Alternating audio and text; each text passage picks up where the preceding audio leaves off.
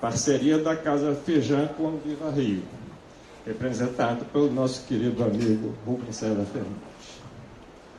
Nesse espaço de livre pensar, que é a característica da Casa Firjan e da Diálogo do Rio, nós refletimos, trocamos experiências e vemos surgir ideias transformadoras para o Estado do Rio de Janeiro.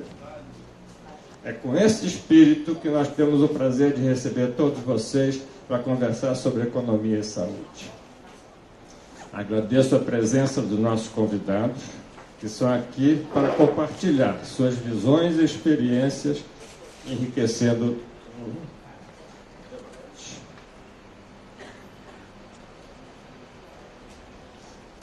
Miguel Lago tem inovado na forma de promover a participação do cidadão nas tomadas de decisão.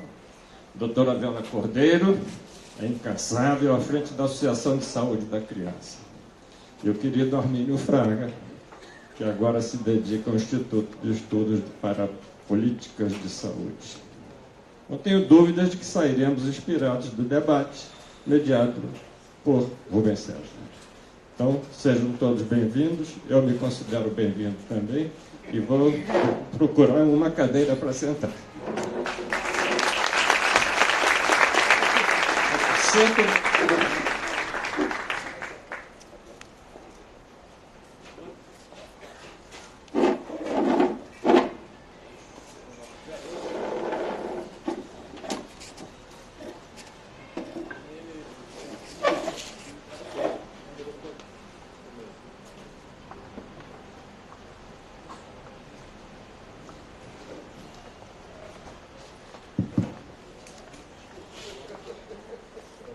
Muita alegria com essa conversa. Vou confessar uma coisa aqui. Quando a gente pensou nesses encontros, que são mensais, mês passado tivemos 2 sessões, e a ideia era ser um ambiente agradável, que se possa beber, álcool inclusive, petiscos gostosos, um ambiente de conversa agradável, que se possa pensar, divergir eventualmente, mas, sobretudo, conversar nesse espírito que a Mariana mencionou, do livre pensar. Né? Então, que tivesse esse ambiente e que tentasse ir além dos impasses que parecem nos sufocar, assim, coisas sem saída, que circulam quando você vê, estamos sendo, né, enforcados pelos nossos problemas que parecem insolúveis. Então, uma coisa que nos ajudasse a pensar um pouco além, para depois de amanhã, não dia de... Sobretudo não dia de ontem, porque a gente não aguenta os jornais, né? Mas um pouco olhando para frente e além dos impasses. Né? Então, tem sido assim, temos conseguido conversas interessantes, criativas e boas de pensar, que fazem pensar. Então, a confissão é a seguinte: a primeira ideia veio de economia e saúde. E parece estar num embrólio tão triste, né, que essa conjunção, para pensá-la junto com saúde e economia, parece que por si só já abre uma luz. Né? A gente pensa a saúde pública no Brasil muito na linguagem do direito, né? É um dever, né? Universal, integral, gratuito, de todos e todas.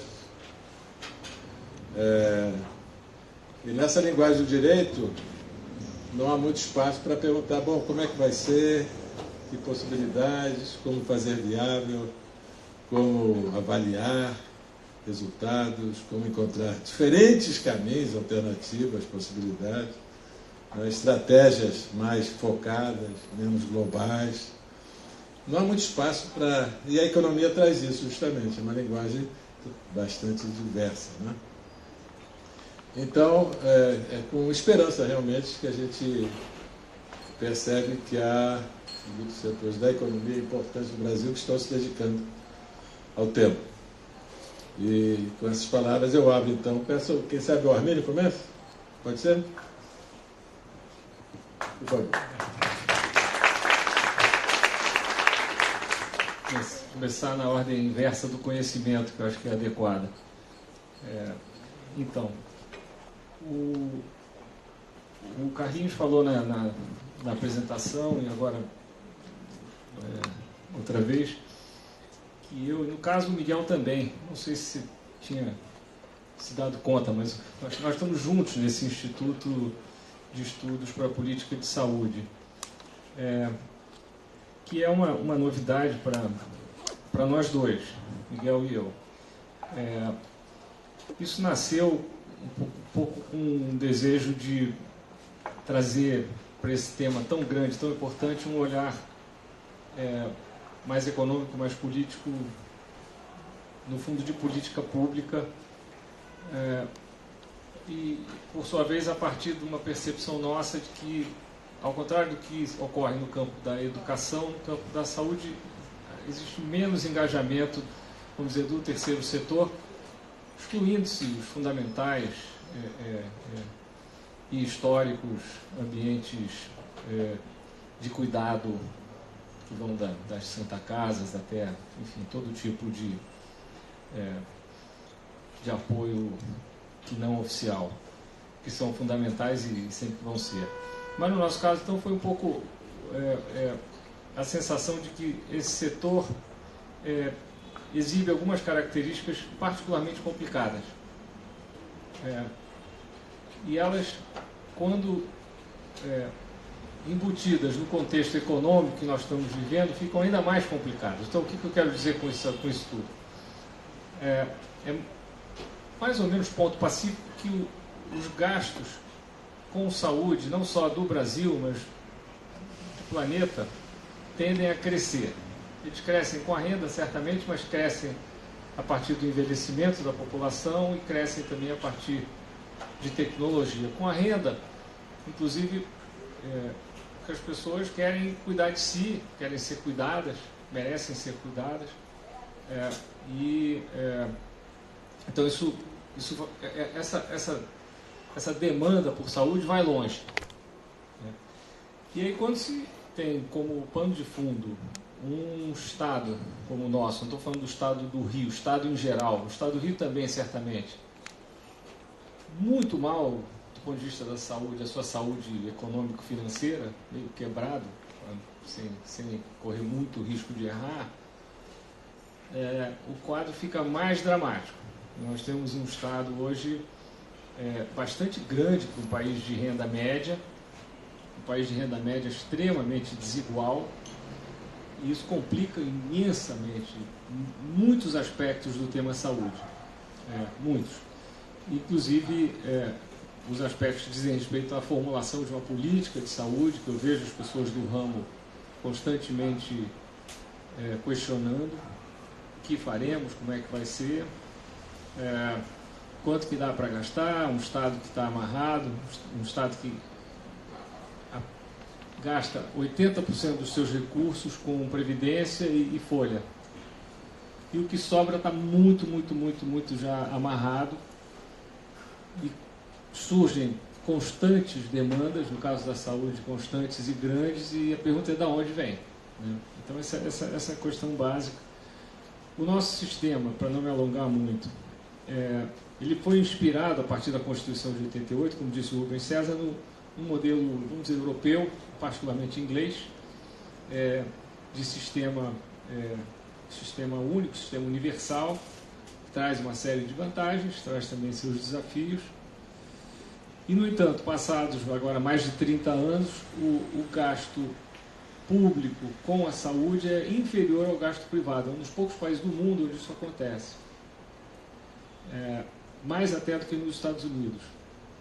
E isso também cria um desenho de sistema diferente, meio híbrido, mais complexo. O setor de saúde, por sua vez, falando um pouquinho como economista e devolvendo a palavra ao Rubens César, o setor de saúde é particularmente complicado. O mercado de saúde não é como um mercado de maçãs ou de cadeiras ou até mesmo de automóveis novos. Isso dificulta muito, o mercado cheio de imperfeições, com problemas que os economistas chamariam de forma um pouco pomposa de assimetria de informação. As pessoas sabem mais sobre si do que os seguradores. Então isso dificulta muito o sistema, principalmente se ele não for capaz de lidar com populações, amostras grandes da população. E por aí vai. Então, assim, o nosso instituto está funcionando há pouco tempo. O nosso objetivo é fazer pesquisa de qualidade, onde for possível, usando dados, fazer uma pesquisa com o pé no chão, realista, observando a realidade política do nosso país, e procurar contribuir para esse debate. Muito mais que nós poderíamos discutir, mas acho que a ideia não é, eu imagino, eu ficar aqui falando muito tempo. Então,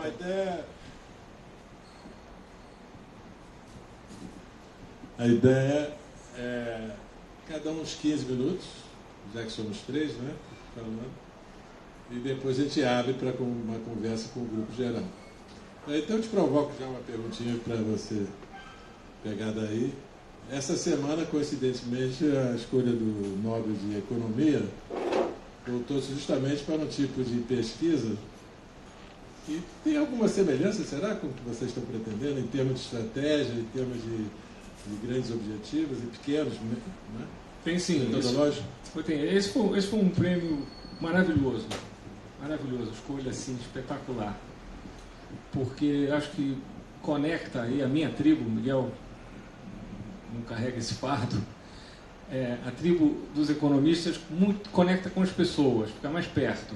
Quer dizer, muito do que nós fazemos está longe, as pessoas têm uma certa dificuldade de entender certas obsessões nossas com a macroeconomia, com as crises, com a qualidade do sistema tributário, do sistema previdenciário, da saúde, etc. Nos conecta. E esse prêmio ele foi dado a 3 pesquisadores absolutamente notáveis, essencialmente porque eles conseguiram trazer para o mundo da política pública, e com grande ênfase em saúde, técnicas estatísticas que já eram usadas em outras ciências, com grande sucesso e com resultados práticos. O tratamento A é melhor do que o tratamento B, e por aí vai. Temas fascinantes. Existem outras dimensões do assunto saúde que não são medicina. São também muito importantes, eles trabalham nisso também. Alguns são de natureza social, estão ligados à desigualdade, ao ambiente, e à educação. Isso tudo correlaciona com saúde e frequentemente a relação é até causal. E aspectos também comportamentais. Ele conecta com outras disciplinas, inclusive com aplicações da psicologia comportamental à política pública. É um tema também super quente no meio dos economistas. Estão um pouco entendendo que dá para fazer mais do que apenas imaginar que a economia é uma prima distante da física, o que absolutamente não vem dando muito certo. Vamos também combinar, como dizem os mais jovens. Então, nesse lado aí nós temos muita coisa que conecta com... que vai muito além da renda. Há uma correlação alta entre renda e saúde, muito alta.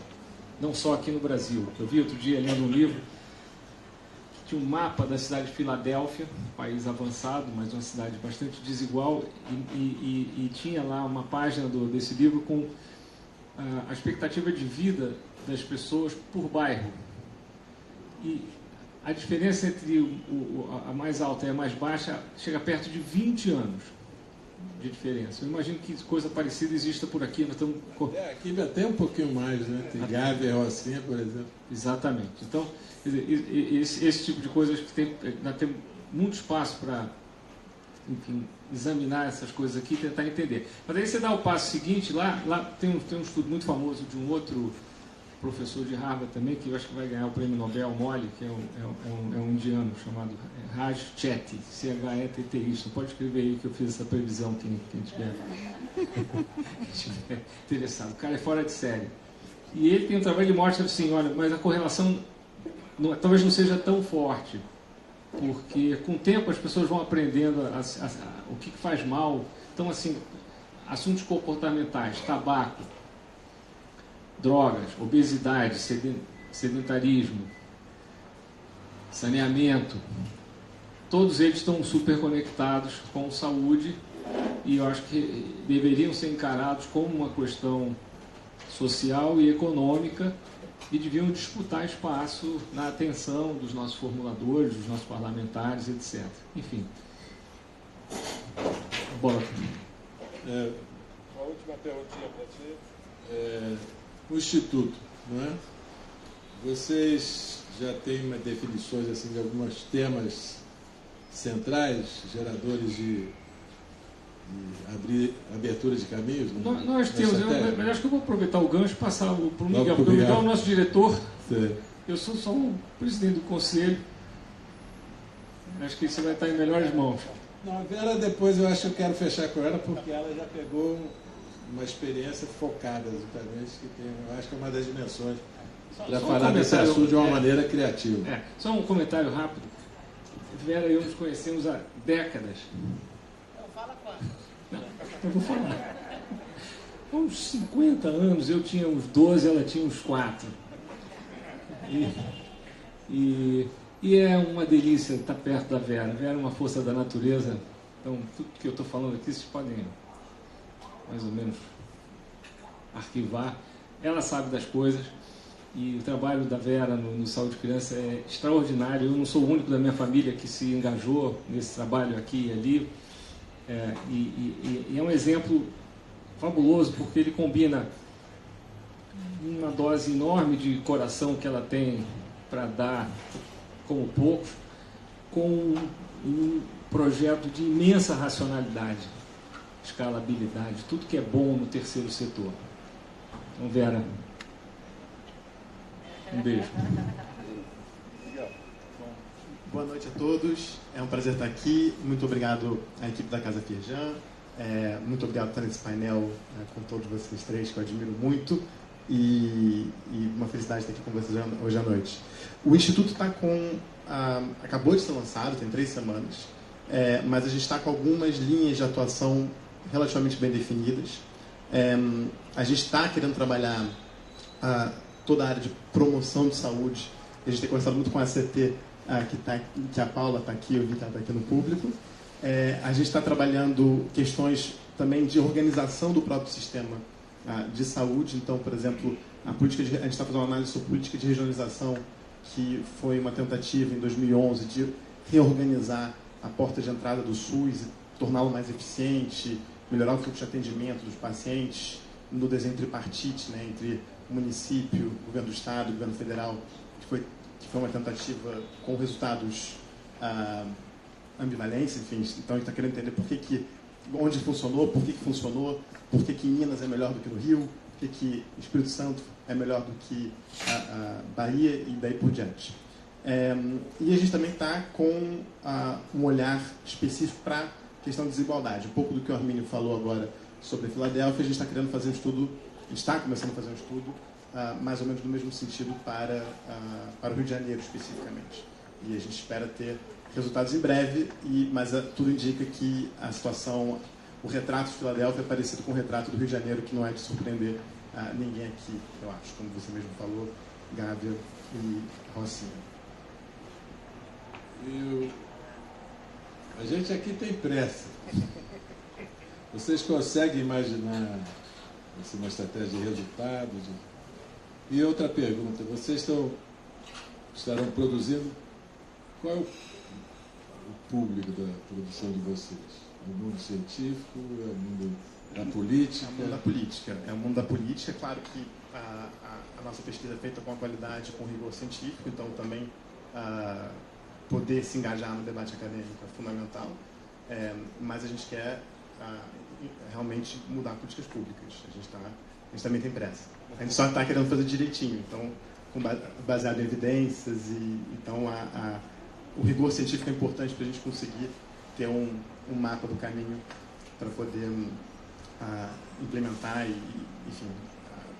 Uma das dificuldades de quem tenta interagir com o sistema público de saúde é a instabilidade da política pública, de governo.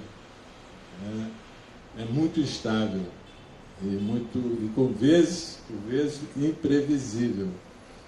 inclusive, particularmente no Rio de Janeiro. Não vou me aprofundar nesse aspecto, mas é impressionante que é um mundo quase do nonsense. Você realmente não percebe nenhuma razão nos grandes rumos, se há que há grandes rumos. Há mais inércias, né, e perversas, eu acho. Então, vocês, nesse pensamento de produzir pensando em políticas públicas, vocês enxergam... Uma pergunta mais, como lidar com essa dificuldade do público, do governo? Precisa ser governo? Olha, acho que a questão precisa ser governo ou não, acho que é bem ampla. Mas só pegando a questão da alternância não alternância de poder, né? Que a gente tem... Isso é um problema que a gente tem em todas as políticas públicas brasileiras, não é só no âmbito da saúde, né? É aquela coisa de você... os funcionários públicos falam, não, a gente precisa de políticas de Estado, não de políticas de governo. Mas do jeito que o Brasil está hoje em dia, política de governo é até bom, porque já os governos não têm política, quem tem política é o secretário daquele momento, que quer ser deputado federal dali a 2 anos, e aí você está trabalhando na agenda daquele senhor que ocupa uma secretaria. Então, mas a saúde como política de Estado ela é absolutamente fundamental. E certos estados, por exemplo, como Minas, que conseguiram trabalhar como política de Estado de maneira mais, digamos, de maneira mais coordenada, o próprio Espírito Santo também, conseguiram chegar em resultados interessantes em termos de organização. A gente ainda está muito recente, a gente não está com esse estudo ainda pronto, mas a gente já tem algumas evidências de que em certos estados funciona muito melhor. No Rio, por exemplo, não é um grande exemplo de saúde, né? Ainda que a saúde da família, da qual você participou, foi uma experiência impressionante no Rio de Janeiro. Mas é muito mais um fato isolado do que o sistema do estado do Rio de Janeiro em si. Sobre a questão de alternância de poder, eu acho que por exemplo, eu fico muito admirado com a Inglaterra, o Reino Unido, né, que conseguiu montar um sistema público de saúde, que é nacional, que é universal para todos.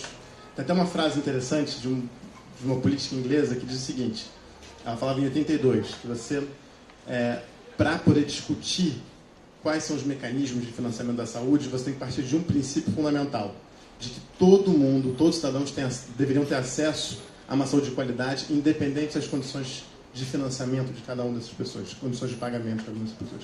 Essa política se chama Margaret Thatcher, que privatizou tudo na Inglaterra, menos a saúde. Então, acho que tem uma questão, na Inglaterra, até os mais liberais olhavam com cuidado para a saúde como sendo aquilo que o Arminio falou, um mercado diferente, né? E eu acho que isso está diretamente ligado não só à maneira como se construiu o NHS na Inglaterra, mas também está extremamente ligado ao fato de que a população se apropriou daquela política pública. É uma política pública que está pensada o tempo todo, ela é participativa, ela é valorizada constantemente. Quando teve as Olimpíadas de 2012, você, por exemplo, teve um desfile de médicos, enfermeiras e profissionais de saúde do NHS que foi absolutamente lindo. Então, tem uma valorização da política de saúde como sendo entendida como algo que absolutamente não é ideológico e é um traço cultural, uma decisão cultural daquela sociedade. E eu acho que aqui no Brasil a gente não vê a mesma coisa. A gente sempre fala do SUS, a gente está falando... O SUS tem grandes problemas, mas também tem grandes conquistas. E a gente geralmente sempre está olhando o problema, mais o copo meio vazio do que o copo meio cheio.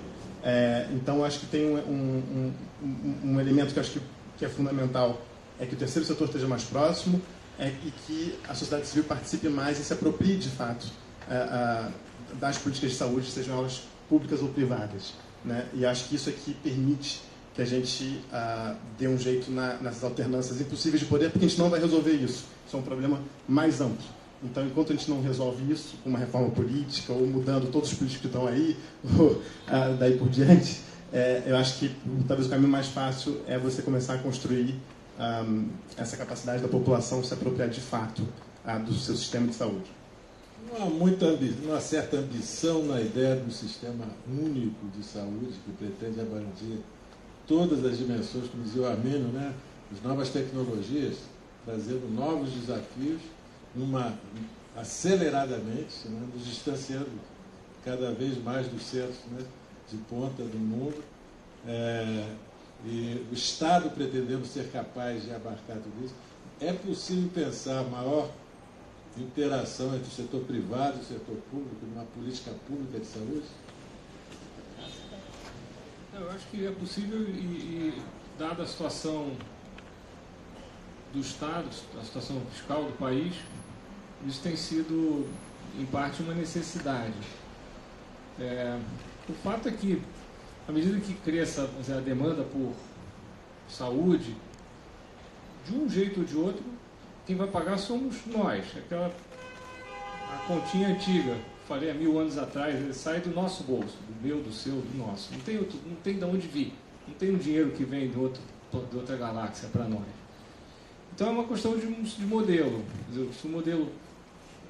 Se a opção for caminhar num modelo mais europeu, ou nós vamos dar um jeito de cortar outras despesas, e existe espaço para cortar em outras áreas, para dar prioridade à saúde, ou o modelo vai ser privado e as pessoas vão pagar do seu bolso do mesmo jeito, de uma maneira ou de outra. Num sistema como tipicamente se tem na Europa, o Estado financia, custeia. Agora, a outra pergunta, a meu ver, é muito importante. Qual é a melhor maneira de entregar esse serviço à sociedade, mesmo que o sistema seja tal que proteja os mais pobres? E aí entram as experiências que já estão acontecendo aqui no Brasil, que eu acho que precisam ser estudadas, das OSs e de outras formas de terceirização. E as OS têm tido resultados os mais variados. Então, esse é um ambiente muito rico para estudo. Os dados não são facilmente disponíveis, mas a gente tem que correr atrás. Eu imagino que, tipicamente, os que têm melhores dados vão querer mostrar. E vamos ver como é que a gente faz. Mas essa área, para mim, é muito quente. A terceirização, a privatização ou a concessão pode acontecer de muitas maneiras. Ela é tipicamente mais complicada quando o elemento qualidade entra em jogo. Tem certas coisas que são fáceis de você terceirizar, você consegue monitorar não só o resultado, como também o que é feito, o esforço, vamos dizer assim. O caso da saúde é bem mais complicado. Mas é possível, isso é feito, está acontecendo no Brasil. É possível também pensar em ganhos de eficiência muito grandes. Isso assusta os nossos colegas da saúde pública, porque eles, quando escutam essa conversa, e eu tenho conversado com muitos, eles dizem assim: opa, já vão tirar meu dinheiro. Estão falando de eficiência porque já estão querendo cortar, porque realmente a tesoura tem funcionado aqui. Por outro lado, a turma que está lá no Congresso ou no Ministério da Fazenda, pensando, bom, como é que nós vamos fazer, ou na Secretaria de Fazenda, diz assim: não, eu não quero dar muito dinheiro porque tem muita gordura. Vou dar um exemplo só para terminar. Eu acompanho o trabalho do governador Paulo Artung, que é um gestor muito competente. E ele teve ele foi governador por 3 mandatos, foi prefeito de Vitória. Então, muito do que existe no Espírito Santo hoje tem origem no trabalho dele. E ele contratou um grupo de jovens consultores, tem relativamente pouco tempo, uns 3, 4 anos atrás, para dar uma geral no sistema de saúde. Num sistema que ele próprio administrava há 10 anos. E ele é um gestor firme, assim, bem competente. E essa turma, fazendo um trabalho assim, relativamente básico, olhando os benchmarks e coisas do gênero, economizou 30%. O dinheiro volta para a saúde, porque é um mandato legal. O dinheiro não foi para lugar nenhum, ele não tirou esse dinheiro da saúde para colocar em alguma outra área. Ficou lá mesmo, mas ele consegue entregar mais. Então, assim, essa é uma outra área onde nós enxergamos muito espaço para estudar, ver o que funciona, isso na linha dos ganhadores do Prêmio Nobel, onde existe dado. O SUS é uma fonte de dados extraordinária, difícil, não é uma base de dados assim limpinha, arrumadinha, você conhece melhor do que eu, mas está lá. Então dá trabalho, tem que arregaçar as mangas, preparar uma das funções do nosso instituto, que é apartidário, independente, assim mesmo, é oferecer esse tipo de coisa. Então, o nosso diretor de pesquisa, que é o Rudy Rocha, que é um carioca que está exilado lá em São Paulo, era professor da UFRJ há pouco tempo, está na Fundação Getúlio Vargas. Ele é um profundo conhecedor dessa base de dados. Nós já temos um espaço para receber pessoas que estão fazendo pós-graduação, alguns já vêm vêm até de fora para fazer um estágio, passar um período conosco, passar um ano e produzir com a expectativa nossa de que tenha esse foco. Quer dizer, o nosso foco não é tanto a originalidade ou o virtuosismo técnico, que é o que a academia tende a premiar. É a relevância e o rigor, esse binômio. Mas eles vão bem juntos. Então, o Vivario, ele é gestor, não é uma OS, e a gente, no setor de saúde da família, a gente tem um cadastro de 1.200.000 pacientes. Né? A gente está doido para chegar perto desse número, porque o único uso que a gente consegue fazer dos dados é gestão mensal, que produz relatórios mensais e são replicados pelo poder público para poder checar se alguma coisinha ali está bem ou mal, mas não é percebido como uma fonte de soluções, de busca de soluções, de informação, de conhecimento. Então, eu acho que não só o Vivario, mas há todo um conjunto de outras OS que certamente estão prontas a conversar sobre informação para que ela se torne mais relevante. Né? Muito bom. E eu acho que isso só para encerrar, assim, isso que está acontecendo, o Vivario com certeza, pioneiro que é um caminho muito longo, mas fundamental para a política pública no Brasil em geral, porque pouco se avalia. Pouco se justifica na estaca zero e pouco se avalia. Eu fui aluno de um outro ganhador do Prêmio Nobel, trabalhou nessa mesma área, ganhou há 4 anos atrás, o Angus Deaton. E ele, a vida inteira, fez muita parceria com o Banco Mundial. E num determinado momento, quando eu estava no governo, eu era de um conselho consultivo do Banco Mundial com ele. E ele deu uma contribuição incrível, muito simples. Ele disse para a turma do Banco Mundial: tudo que vocês fizerem daqui para frente, vocês têm que fazer desde o primeiro dia, sabendo que o trabalho precisa ser avaliado. Então você já faz a política pública, produzir as informações que depois vão permitir uma avaliação que, por sua vez, permitirá melhorar, aumentar, descontinuar, enfim, melhorar, no fundo, de alguma forma. A avaliação não é um elemento de gestão na nossa vida, na nossa experiência de gestão, né, de relacionamento com a vida pública. Eu não senti falta um pouquinho, talvez, de um comentário, a questão dessas possíveis formas de aproximação entre setores público e privado. O Brasil cresceu nessa história de terceiro setor, mas ele tem a capacidade de corromper cada boa ideia que a gente cria nesse setor. Então, a OS hoje também estão ficando mal faladas. O ONG nem se menciona, não é? E eu acho que talvez a entrada mais forte do segundo setor, do setor privado, e que na saúde é muito expressivo no Brasil, né? Talvez fosse possível ter formas. Do que eu vejo que hoje o único instrumento institucional de relacionamento entre o setor privado e público é a OS. A OS acaba um pouco escravizada pela rédea curta do setor público. É uma solução ainda não realmente entregue. Ela é bola dividida. Vai lá, vem cá, e você nunca sabe, depende do interlocutor, a qualidade do relacionamento e da entrega do modelo. Né? Esse modelo ainda está híbrido e mal definido. Mas eu acho que nessa questão do privado e do público, em outros setores já está mais ou menos resolvido, apesar que também tem esse corrompido. Mas vocês estão... Como é que isso entra nas pesquisas de vocês? Isso é assunto de primeira ordem de grandeza para nós. Nossa visão geral não é ideológica, ela é pragmática. Assim, é chavão, todo mundo fala, mas é verdade. O mercado sozinho não resolve e o governo sozinho não resolve. Em alguns casos dá para acreditar no mercado, especialmente quando há concorrência.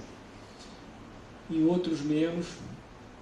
Eu tenho uma opinião pública sobre estatais, por exemplo. Eu sou muito cético com relação a estatais, não por razões ideológicas, mas só olhando para a nossa história. Os resultados sugerem que deu muita confusão e pouco resultado a despeito de bolsões notáveis, tecnologia na Petrobras, e infraestrutura na Vale, tudo isso é inegável. Mas, no geral, não foi bom. No setor bancário, por exemplo, uma loucura. No setor de distribuição de energia, outra. Uma quebra atrás da outra, abuso, corrupção, uma desgraça. E mesmo dentro desses ícones das estatais aconteceu isso. Eu acho que no sistema de saúde, a ideia de que o governo... Isso representa um sistema de seguro social, portanto, de redistribuição, na prática, disso que está se falando, é fundamental, mas a provisão precisa ser explorada. E como nós temos o Estado nessa situação aí de petição de miséria, isso vai ter que acontecer. Muita gente poderia chegar na estaca zero e dizer assim, não, na estaca zero eu vou construir um modelo aí para preencher a lacuna. Holandês, alemão, espanhol, espetacular, e inglês, claramente. O nosso teve essa inspiração inglesa. Acontece que hoje, passados 30 anos, o setor público representa, sei lá, 45% do setor. Foi uma direção surpreendente. Então nós temos que lidar com isso. Não é possível imaginar uma revolução onde você vai cancelar tudo e tentar replicar o sistema inglês, que, diga-se de passagem, está enfrentando enormes dificuldades também, apesar de ser magnífico. Então, mas esse ponto que você tocou é crucial, é uma área onde nós pretendemos estudar para ter uma opinião embasada, tentar aprender com as experiências que já ocorreram e a partir daí contribuir de alguma maneira para o debate. Vocês têm olhado, ou já olharam, ou querem olhar para as clínicas populares, como se chama?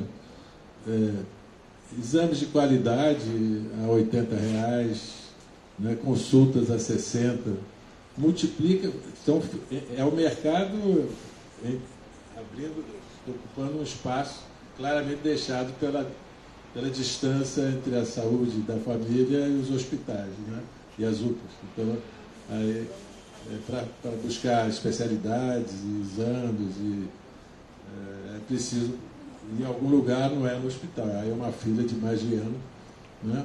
E essas clínicas populares estão se multiplicando, algumas delas parece que com qualidade, em bairros difíceis, pobres, etc. Alguma a pequena empresa de saúde. Ainda não estamos com nenhuma pesquisa ligada a clínicas populares, mas é um tema fascinante, como você trouxe, de fato. Vera, você fala um pouco? Vai falar, Vera? Não. Vou... Por que deixa você por último? Porque você tem uma experiência de focar, não é isso?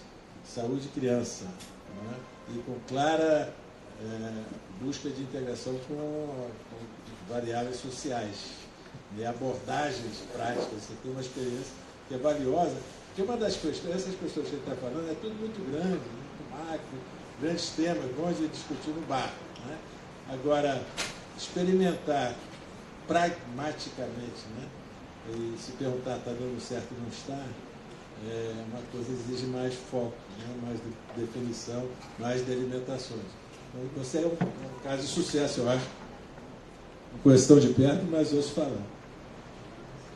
Primeiro, é uma alegria estar aqui com você, né, que conheço há tantos anos, e vou devolver para o Armínio, não por gentileza, mas por coração, porque Armínio Fraga, Lucina, Eduardo Eugênio, Cristina Gouveia e Vivi abriram avenidas. Essa organização não existiria sem as avenidas que Armínio abriu, e Lucina, e Eduardo, e Cristina e Vivi. Porque num país como o nosso, né, em que a elite não se preocupa muito com as outras diversas classes sociais, é difícil você empreender. E eu adoro uma frase da Isabel Allende, quer dizer, nada mais verdadeiro do que uma história verdadeira, né? E a história do Saúde Criança, que a gente vai trocar o nome, o pessoal que está aqui, que trabalha comigo, vai ficar desesperado, mas em breve, em março, nós vamos trocar o nome, porque o nome a gente não é nem saúde tradicional e nem criança. A gente, segundo o Muhammad Yunus, o ganhador do Prêmio Nobel da Paz, a gente tem uma poderosa metodologia de inclusão dos mais pobres. Então o nome está errado, você tem que aguardar até março para descobrir o novo nome. Mas Armínio e Lucina foram fundamentais, abriram todos. Quando eu imaginava assim, bom, dessa vez o Armínio não vai me atender no telefone. Sim, Vera, o que é agora? Aí, bom, a gente continuava. A história a gente começou, porque eu sou médica, trabalhei 20 anos no Hospital da Lagoa, como clínica geral, e depois fui trabalhar na pediatria. Sempre gostei da pessoa por trás da doença. Por que essa pessoa infartou, né, no setor de medicina psicossomática? Quando eu cheguei na pediatria, eu fazia um eletrocardiograma em mim mesmo toda semana, porque eu vou infartar. Porque miséria, doença, a falta de opção para a criança nas comunidades carentes é terrível. A criança começa a fazer quimioterapia, não pode voltar porque não tem dinheiro para passagem. Então eu comecei a ver que o ato médico não se completa. E pela Organização Mundial de Saúde, a definição de saúde é o bem-estar biopsicossocial do indivíduo. E também outro dado interessante, Armínio, é que 1/3 da população mundial morre diariamente. 1/3 da população que morreu hoje, morreu relacionada a doenças ligadas à pobreza. Malária, desnutrição, infecções. Eu estou achando interessante que o Armínio fala, como economista e meu ídolo, não só meu, mas do Brasil inteiro, do mundo, assim, o discurso está muito mais perto da gente agora. Economia, ele sempre foi o economista que vocês conhecem. Mas agora a história de relacionar economia e pobreza, criar políticas públicas de saúde, é algo que me dá muita esperança nos dois.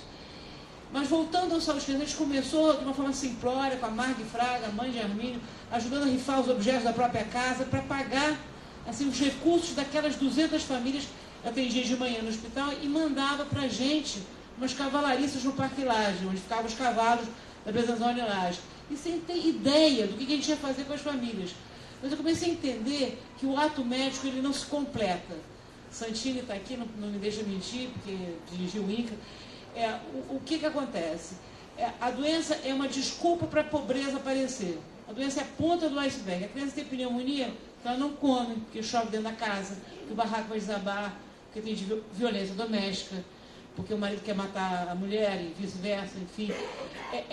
A doença é a desculpa para a pobreza. E a gente começa a tratar a doença como se ela não tivesse uma outra etiologia, senão a bactéria ou o vírus.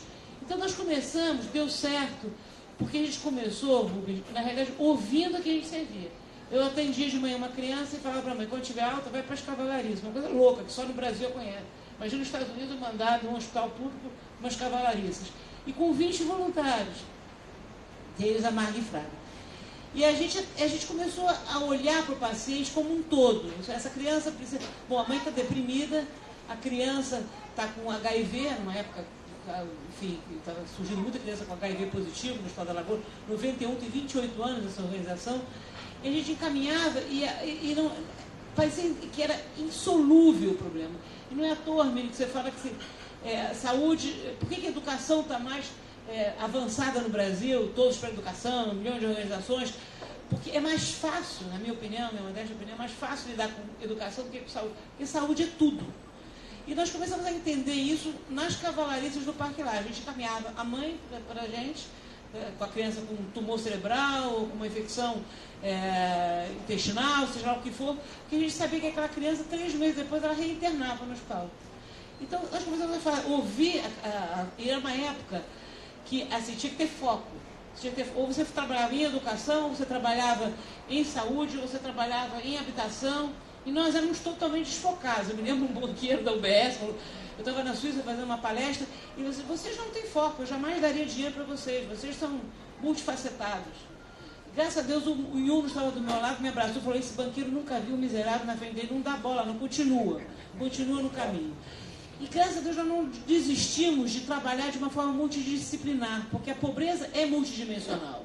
Tem uma dimensão psicológica da pobreza, tem uma dimensão habitacional da pobreza, tem uma dimensão biológica, né, médica da pobreza, e assim vai.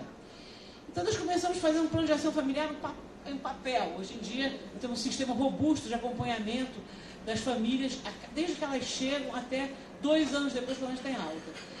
E o interessante é que, de certa forma, a gente devolve o protagonismo para a família.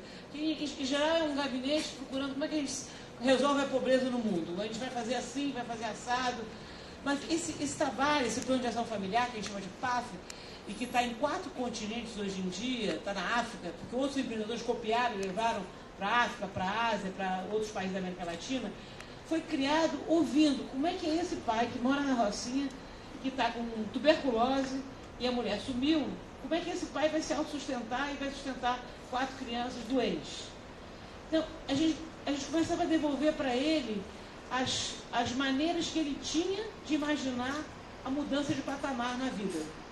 E nós anotávamos em papel, Armin, depois foi ele ficando mais sofisticado, porque a gente começou a trabalhar com o computador, a McKinsey deu 5.000 horas, veio a Schock, a Wiener, a Schwab, a escola, e levou a gente para um outro patamar, que era um patamar com mais recursos financeiros, e principalmente a gente começou a viajar e conhecer outras organizações. O que a gente faz na prática? Na prática, todo mundo confunde, assim, são crianças da saúde, um projeto ligado à saúde de criança. Não, a gente trabalha na realidade com famílias extremamente vulneráveis. Em BH virou política pública, que um dia vi numa fundação suíça e falou: vocês são um projeto de governo, vocês têm que virar política pública. Então a Vina tinha conexões com o governo e com técnicos do governo, e a gente virou política pública. Então as famílias, em vez de virem de um hospital público, às vezes nos CRAS, Centros de Referência de Assistência Social, eles escolhem por critérios de vulnerabilidade, idosos na família, crianças deficientes, habitação deficitária, as famílias, e chegaram assim, o governo de BH, eu não conheço detalhes, mas a equipe técnica, Banco Mundial, fala assim, quando eu tenho que estudar a pobreza, eu vou para BH, porque eles são organizados. Então, em BH, eles chegaram às 50 famílias mais vulneráveis, por vários critérios. E começaram a fazer o plano de ação familiar, que é a nossa metodologia, nessas 50 famílias. E escalaram para os 30 e poucos CRAs, Centro de Referência Social, na cidade de BH. E atenderam a mais de 9.000 pessoas. O problema com o governo é exatamente o que você falou, Miguel. Muda, isso estava na mão do secretário de Assistência Social, que foi o Marcelo Mourão, que foi o mentor de tudo. Aí muda, eles não podem extinguir, mas eles tiram recursos dessa política que ganharam prêmio em Brasília. E eles passaram 4 anos para a gente transferir a metodologia para o governo. Então, o que acontece? A avaliação eu acho fundamental, porque, ironicamente, eu não consegui fazer parceria com a PUC, mas fiz parceria com o Georgetown University, que desde o início, a Armínia é um dos conselheiros, são vários conselheiros na organização, e a gente sabia que o resultado imediato, a gente ganhou o prêmio Skoll, eu tenho que falar, não é a cerveja, a Skoll Foundation, fundada pelo criador do eBay, não é a cerveja, é a Skoll Foundation em Oxford. Eles escolheram 100 e poucos projetos por impacto social, a prova do impacto social, não adianta, é um trabalho lindo, maravilhoso, prova que tem impacto social, e o poder de escalar o projeto. Nós ganhamos esse prêmio Skoll, fomos para Oxford receber, porque a gente provou que caíram as reinternações hospitalares na época em 60%, 2006, quando a gente ganhou o prêmio. Mas os conselheiros ficavam perguntando assim, Vera, mas tudo bem, a família melhora, a habitação, em 2 anos, ela vem uma vez por mês, e a gente vê se ela cumpriu as metas que ela prometeu cumprir na área de habitação, na área de educação, na área de moradia, na área de saúde das crianças.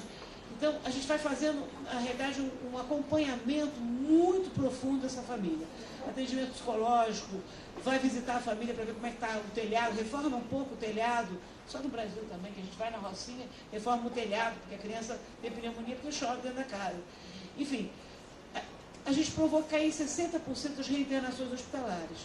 Mas os desafios que os conselheiros nos faziam, assim, será que 2, 3 anos pós-alta de saúde de criança, vai ter um outro nome em breve, Era renascer.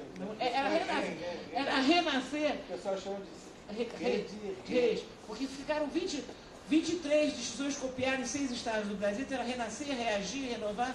Era um tiro, em termos de branding, um tiro no pé. Aí tinha a igreja Renascer em Cristo, que roubou, então eu não sou a bispa, eu não estou presa em Miami, com licença. Aí trocamos para a saúde de criança, ficou pior ainda o nome, mas enfim, em março veio um nome bom, vocês aguardam. O que aconteceu? 2, 3 anos pós-alta, o Georgetown University, professores de política, PhD de política pública, vieram escolheram um sistema aleatório, 100 e poucas famílias tiveram alta, e escolheram um grupo controle no Hospital Jesus, que não tinham passado pelo nosso programa. E eles publicaram no New York Times o resultado da pesquisa. Eu fiquei com medo danado, porque eu falei, trabalhamos 25 anos para provar que volta todo mundo para a miséria. Mas os resultados foram publicados no New York Times e está no nosso site. Os resultados são impressionantes, porque as reintegrações caem em 86% os dias de reinternação 3, 5 anos pós-alta do programa. Se você pensar que a média do custo do leito hospitalar, contando entre CTI pediátrico, pediatria, cirurgia pediátrica, é R$1.000 mês, vocês imaginem quanto o governo pode economizar. A gente não tem recurso do governo. Nossos recursos, 60% vem do exterior, o resto é padrinho e madrinha. Por favor, se associem. Padrinho, madrinhas e membros, né, que é um recurso geral de R$4,5 milhões de reais por ano, é o nosso budget. Mas cai 86% das reinternações hospitalares, a renda praticamente dobra. E o que eu fiquei impressionada é que 28% das famílias tinham, Miguel, Arminio, eles tinham casa própria quando começaram, não tinham, aliás, tinham casa própria quando começaram o programa. 3, 5 anos depois, 50% tem casa própria. Quer dizer, quando eu tenho que falar um papo de elevador para conseguir captar recursos, Arminio, eu falo assim, o que é o saúde de criança? É da miséria à dignidade para sempre. Porque 3, 5 anos pós-alta, a renda dobra, as reinternações caem em 86%, e sai de 28% a 50% o número de famílias que tem um barraco, uma casa própria. Eu só queria terminar, né, porque eu acho que eu já esgotei meu tempo, mas falando que em algum momento da história, direitos humanos e medicina se separaram. Não é um problema brasileiro, é um problema mundial. Eu tenho uma pessoa que é board member de Washington, ela falou, Vera, vocês são inovação. Porque hoje em dia o que se pensa é o meio ambiente em que o paciente está inserido. É isso que conta.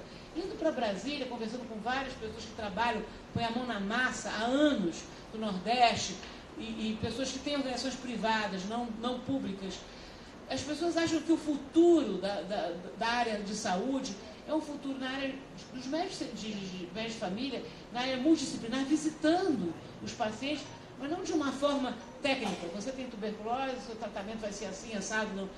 Na realidade, tendo essa visão 360 graus do paciente. E essa pesquisa de Georgetown, quando eles mostraram o impacto que a gente tem de longo prazo, eu não tenho dúvidas de que nós estamos no caminho certo. Agora, tudo no Brasil, eles confundem. Nós somos considerados a melhor ONG da América Latina e ninguém sabe que a gente existe no Brasil, né? Lá fora, eles sabem.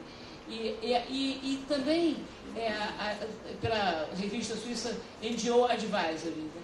E também, no Brasil, as ONGs estão mal faladas. Então, você ser uma ONG, você tem que pedir desculpa por ser um trabalho que deu certo. Por favor, não me chama de ONG. Por favor, não me chama de ONG. Né? E agora, o mais estranho, é um país de cabeça para baixo. Como dizia o Tom Jobim, que eu tive a honra de ser vizinha. Porque ele falava o seguinte, na realidade, uma enfermeira, ela tinha que ser uma mulher negra, PhD, para ela entender a metodologia da gente. Ela botou Social Determinants of Health, botou Determinants of University para Baltimore, né? A Cristiana Veloso, nossa diretora, está indo para Baltimore, porque a Robert Wood Johnson Foundation está pagando para a gente transferir o conhecimento para Baltimore, que Baltimore é uma espécie de Rio de Janeiro um pouco melhor, mas no fundo é bem parecido, violência, etc. E o Brasil não sabe que esse projeto existe. Mas como, na verdade, a gente está trabalhando para os próximos 100 anos, eu tenho a alegria, primeiro, de a minha profunda gratidão pública a Arminio, Lucina, Cristina, Eduardo Eugênio e Vivi Nabuco, que sem eles essa organização não existiria. E segundo, de dizer que foi feito por mais de 1.500 voluntários. E o nosso sonho não é expandir para Baltimore, é virar um movimento da sociedade civil. A doutora Ruth Cardoso inaugurou nossa sede, é dizer, um tecido social esgarçado, como é o brasileiro. O pobre, ele só não tem dinheiro, é uma moeda, é uma métrica. Mas eu costumo dizer que a gente economiza em Prozac. Na época o Prozac era o antidepressivo da moda, porque as voluntárias vão lá, elas param de reclamar que o cabelo está caindo e elas mudam os valores de casa, ela tem mais capacidade de ser feliz. Então, eu costumo dizer que esse grupo de 1.500 voluntários que passaram pelo Saúde, construíram a metodologia, eles, na verdade, eles promovem a felicidade. Obrigada.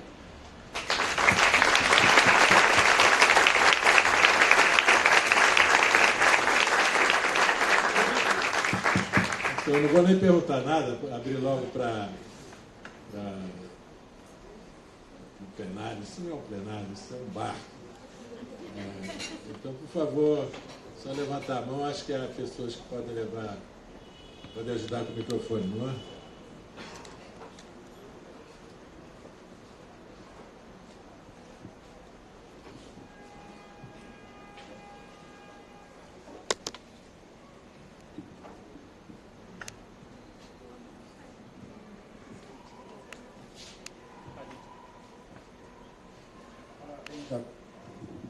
Parabéns a todos.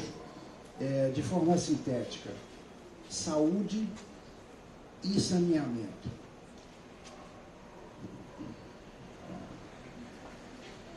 O saneamento é uma das maiores vergonhas nacionais. E acho que isso precisa ser resolvido.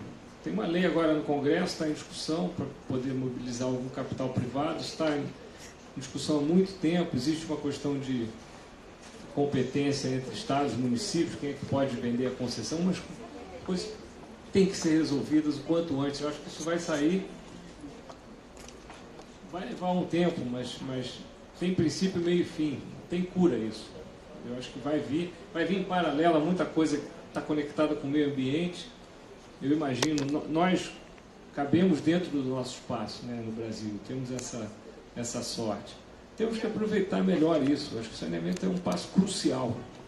E a engenharia econômica do saneamento? Pois é, eu acho que é um setor onde dá para mobilizar capital privado sem dificuldade. Eu acho que não há dúvida que tem que ser privado.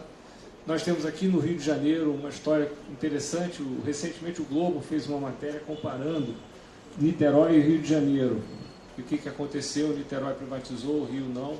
Não é que privatização seja uma panaceia, mas uma privatização monitorada, acompanhada, feita de uma maneira direta, simples, que é totalmente viável nesse setor, com certeza, dá certo. Então nós temos que, de certa maneira, arrancar essas correntes aí que nos amarram. Elas são tanto quanto ideológicas nesse caso, muito mais do que na saúde. A saúde é um setor muito mais difícil.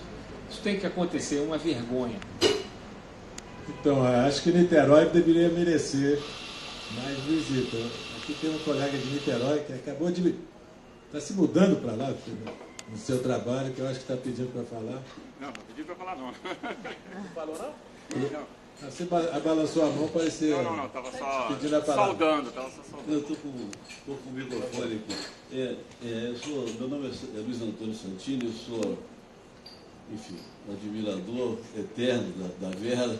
Trabalhamos juntos no Estado da Lagoa e foi sempre uma inspiração para todos nós, o trabalho dela. Armínio também tive a oportunidade de conviver com ele no conselho da Fundação do Câncer, onde eu fui diretor do INCA durante 10 anos. Mas eu não queria falar sobre isso não, eu queria falar sobre o seguinte. Falando em coisas mal faladas, o SUS é muito mal falado. E é injusto esse mal falado do SUS. O SUS produziu resultados extraordinários no Brasil. Não vou mencionar nenhum deles assim de maneira mais importante, mas produziu excepcionais resultados em relação a acesso a bens de saúde pública. O grande problema do SUS é o acesso à medicina, à assistência, à tecnologia. E isso tem a ver com uma série de fatores, inclusive históricos. Você tem um país que, ao longo desses 30 anos, se urbanizou. Esse fenômeno de urbanização foi uma urbanização selvagem, né? Mesmo assim, a renda cresceu, a população envelheceu, e isso trouxe novos problemas para aquele SUS que foi pensado há 30 anos atrás como base municipal. Então o SUS merece uma reformulação, uma reorganização para garantir o acesso, mas o SUS, a primeira coisa que precisa fazer, que o Miguel falou, precisa deixar de ser mal falado. Ele precisa ter ser incorporado pela população como um patrimônio. Além de ser um bem da humanidade, é um patrimônio brasileiro, uma criação nesse sentido. Então isso é uma coisa muito importante de ser. E isso tem um componente também político muito importante de ser colocado. O SUS nunca foi bandeira dos trabalhadores no Brasil. A bandeira dos trabalhadores no Brasil era ter plano de saúde. As discussões